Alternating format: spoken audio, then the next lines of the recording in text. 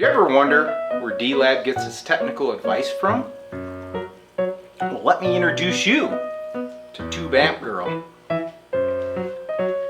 Never fear, Tag is here. Tag? Duh, that's Tube Amp Girl. Oh. Huh, great timing, because I was wondering what to do with this old amp. Do you realize that this Tube stereo amp? It runs ELA-D4, it's Class A. Go figure, what can I do with it? Why don't you run it push-pull with this training?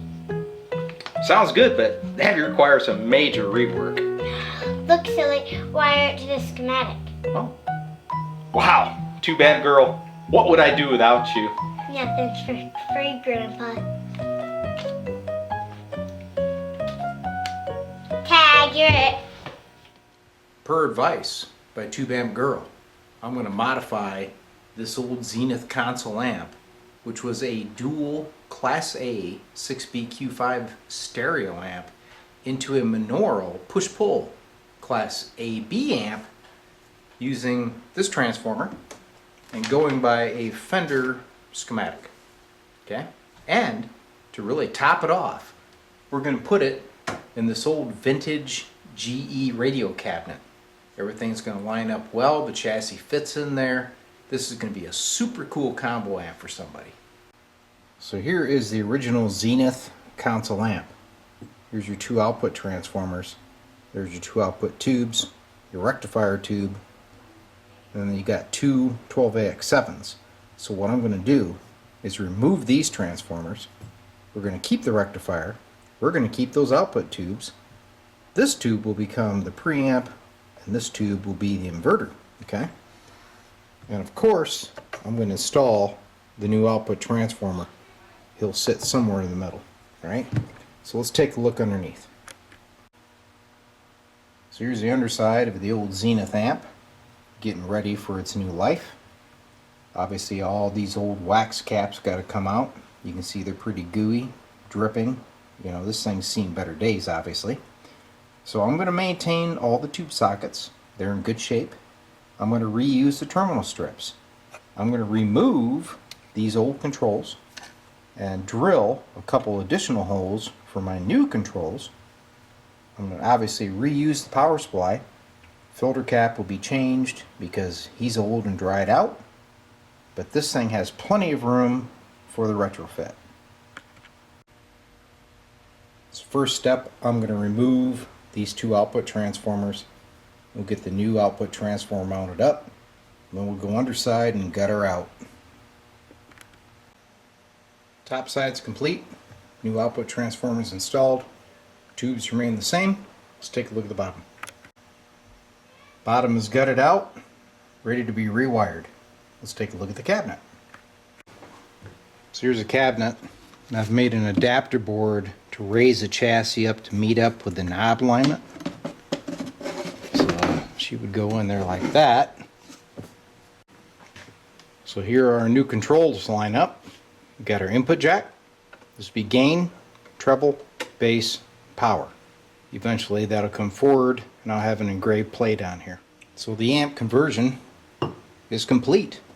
There she is, top side. 6V6 output tubes. I decided to get rid of those 6BQ5s because, as you guys know, I don't like that tube. So I went ahead and updated that. The 5Y3 still there.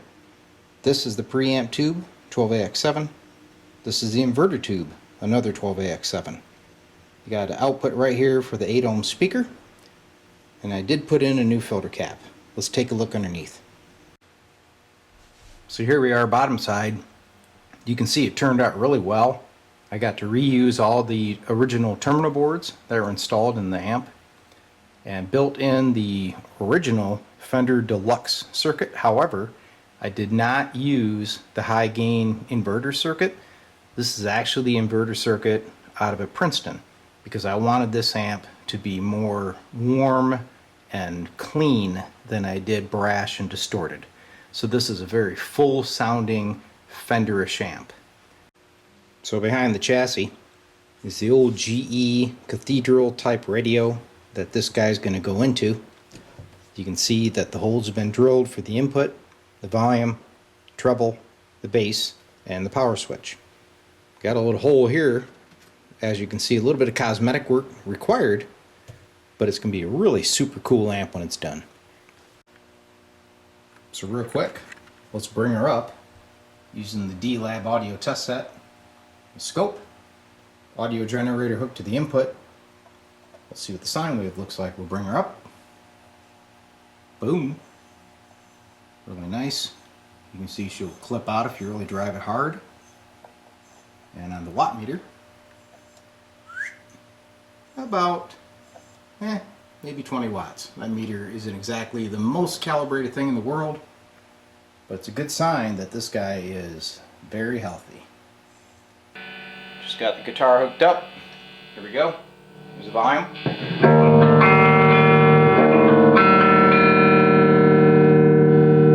Treble up. There's treble. Treble back. Bring up the bass.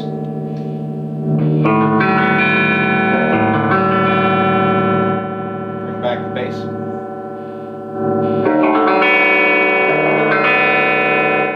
Bring the bass back up.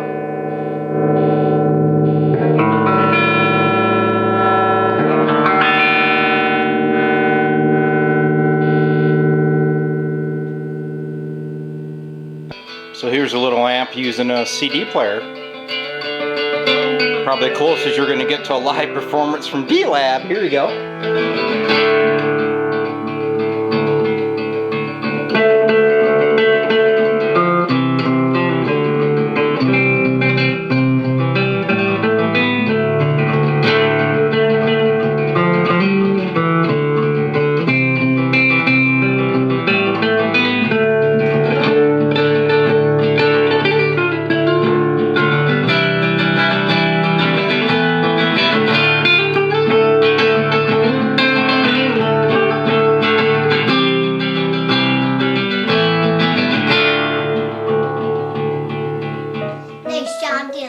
Why can't you play guitar?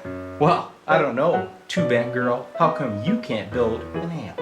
Ha ha ha!